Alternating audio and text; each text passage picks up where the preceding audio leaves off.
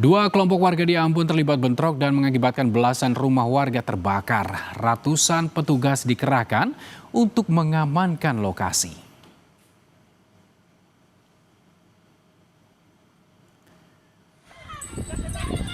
Bentrok dua kelompok warga terjadi di Ambon pada Selasa siang. Diduga bentrok dipicu oleh perkelahian antar pelajar yang berujung pada tewasnya seorang siswa yang berasal dari desa Hitu. Insiden ini memicu kemarahan warga dan berujung bentrok antar kelompok warga desa Hitu dan Hunut. Akibat bentrok tersebut, belasan rumah warga dan kantor desa di desa Hunut hangus terbakar.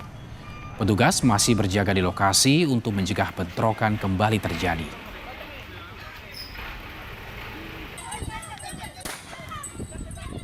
Mohon saling menahan diri, saling menjaga Kamtipas yang ada tetap kondusif. Bagi yang mengetahui terkait dengan kejadian penusukan bisa memberikan informasi, termasuk juga kejadian pembakaran yang tadi dilakukan.